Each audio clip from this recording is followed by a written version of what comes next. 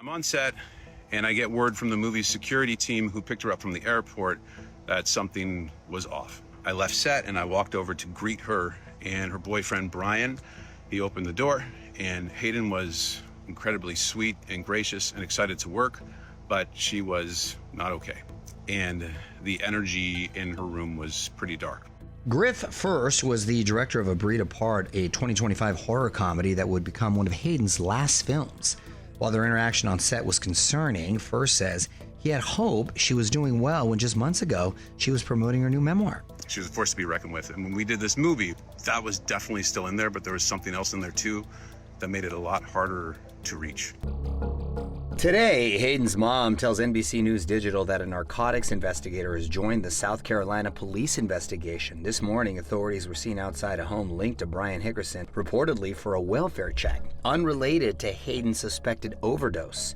Hayden and Brian's relationship appeared to end in 2020 amid allegations of abuse.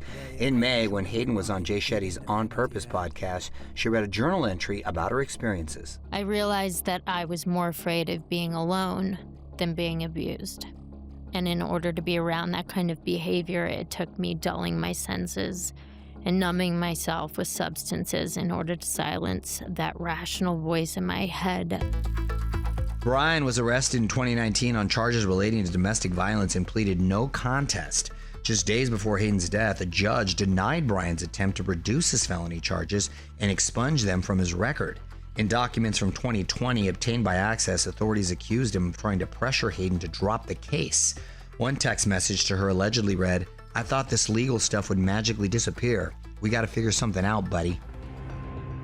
Hayden also spoke openly about her addiction issues. In 2020 on Red Table Talk, she recalled being given happy pills as a teen by someone on her team. And it was, here, take one of these. It's a happy pill. It'll give you energy. So I didn't think of it at the time as like a bad thing or a drug. How old were you? I was 16. I should have thought that's so sketchy, but I didn't because I trusted the person. At a very young age, Hayden also suffered an injury while shooting 2005's Racing Stripes. On the Graham Norton show, she recalled being bucked off a zebra. I was thrown off a zebra and ended up in the hospital with a concussion, whiplash, and 2 vertebrae pushed in my neck. As recently as March, the actress was spotted using crutches, reportedly due to back issues. And in a recent segment for Women's Health, she detailed feeling paralyzed from the waist down for nearly a year. No one was able to give me a solid answer. It was like that for so long.